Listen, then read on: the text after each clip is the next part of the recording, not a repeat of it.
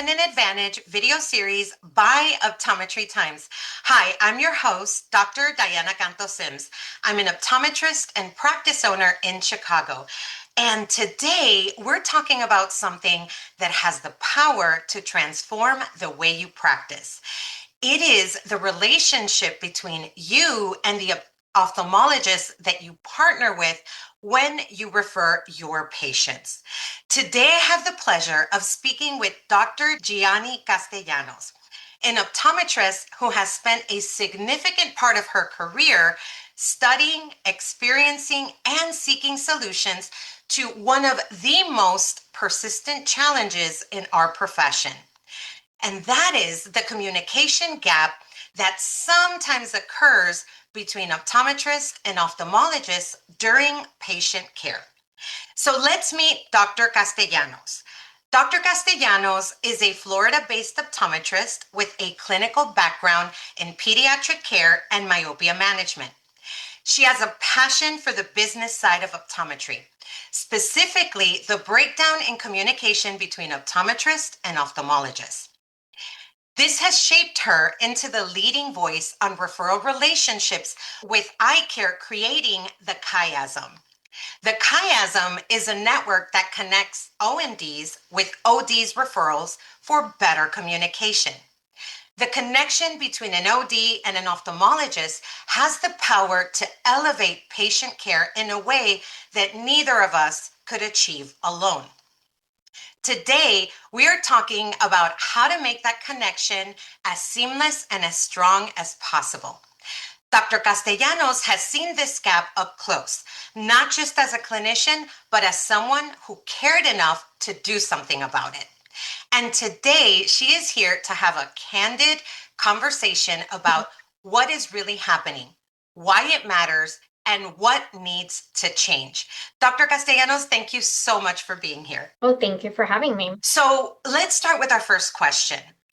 In your experience, where does the communication between optometrists and ophthalmologists sometimes tend to break down? And at what stage of the referral process is it most critical? Oh, wow. Thinking about that question, really what's happening now after I've examined the whole referral process from start to finish, I could tell you our systems are antiquated. What does that mean? Antiquated. We're using fax machines to send our referrals. Currently, most optometrists don't even use a fax. They either text the doctor directly, which is a HIPAA violation, or they might just put it on a piece of paper and ship the patient off with no real direction. And I think it's really a big shame that we haven't evolved in that part that's so significant in making sure our patients get the right care they need for that referral. And I mean, every aspect of the referral is important, right? But the beginning, intermediate, like getting all the right information, but every part of it is so crucial. The fact that you share that they're texting and like you said, faxing, like I don't think my office has a fax. It has a system that that can send a fax. But like you said, the whole texting thing, and some MDs, they don't want to do that, right? The other factor is that most optometrists are not taking the time to direct the patient to the right ophthalmologist. So they're leaving it in the patient's hands. But call your insurance, find out who's on your panel. And you may never see that patient again. You probably don't even know, did they go to the ophthalmologist? Maybe they couldn't find an ophthalmologist to see. Right. So from your experience, why do you think ophthalmologists and optometrists sometimes struggle to stay connected throughout the patient's care journey? So let's say the ophthalmologist got the referral and now the patient went to the ophthalmologist. Why do we sometimes struggle to stay connected throughout that journey? The issue is that it's not on top of mind. As optometrists, especially practice owners, we have to deal with staff.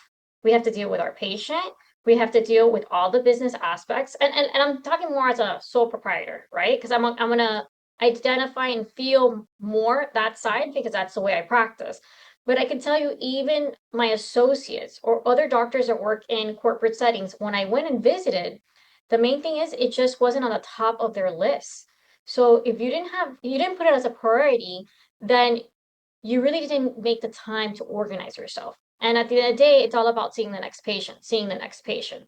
I mean, whether you are an associate, you want to see the next patient to finish, or you're a business owner and you want to see the next patient to get paid. Now, it doesn't mean everybody thinks like that, right? I just think that it's extra work that maybe just people don't see it's worth the time and effort to actually go ahead and do the referral process properly. Right, which leads me to my next question, right? So, what does an optometrist, what do our colleagues need to know or do before, during, and after a referral to keep the relationship strong and the patient taken care of?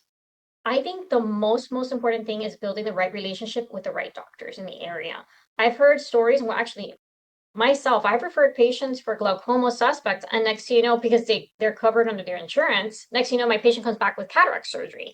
So I think the first, yeah, oh yeah, and LPIs, and you're like, I just sent a patient for a glaucoma suspect, not because I don't know how to treat it, is because it's a capitated plan and I'm not on the panel. So in our area, especially in Miami-Dade, we are limited by who we could, who we could see and who we can't. I mean, you could always have them sign an ABN, but there's limitations. So, and going back to your other question, I think that that's something that limits other optometrists too, is not having the right proper tools and not being on the medical panels. It makes it really hard to be able to facilitate that process. I agree. So let's talk about the ophthalmologist side, right? From their Mhm. point. What do they wish that the referring OD understood about how they prefer to receive and communicate their referrals? Like if there's something we need to know as the referring OD that the ophthalmologist would really appreciate in those referrals. I'm going to go back to the other question. And I'm gonna tie it into this one. When you graduate, right? Because I go to Nova and I talk to the students, or I meet a lot of people looking for work. Whenever you go to a new job, a new city, or you graduate and you become an optometrist, it's so important to meet ophthalmologists in your area. Not only meet them, through local societies, networking events, but also going into their office, seeing what the practice looks like. Look at the equipment. Is the equipment up to date? Is the front desk staff overwhelmed? Is the staff clean? Do they understand insurances? And then actually tell a doctor, can I shadow you for an hour? I just want to see. And let me tell you, when I graduated, I did that for job interviews, and you start seeing, well, this is not a place I want to refer my patient to. Right. If the patient is sitting there complaining about a botched blepharoplasty, which completely happens. So that really was one of the take homes. First, find the right ophthalmologist that you feel comfortable is going to do the best for your patient and is going to communicate back with you. The second thing you're saying is, okay, what do ophthalmologists want from us? Well, they want our referrals, that's for sure. I think they just want to be on the top of your list and they want all the information they can. So what happens is a lot of times they get texted information. I think they want us to make sure you contact the right people, the referral department, and they want to make sure all the patient information is there, the medical records, and so important is the ICD-10 code. A lot of doctors send the information. It happens to me too. I didn't realize it. We were sending without ICD-10 code. And some insurances require a prior authorization. And if they Right. don't have that, the PCP cannot give it, even though it's from an optometrist. It doesn't matter.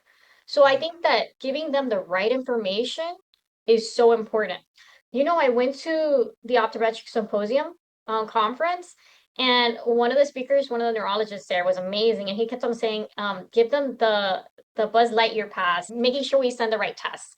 If your patient is a stroke patient and you have a visual field, the lightning pass, make sure you send them with all the documents that they need to get that patient in. So make sure that you send all those tests that's going to get your patient in quick. This is what I've experienced on my end. I found that some ophthalmologists have a really good system in place, right? They have like their own portal. They have even like, okay, upload this documentation here, upload it here, and everything has a process. And usually those are the ones that you want to refer to because, they have a process, a system in place that is easy for us to follow and for them to get the information that they need.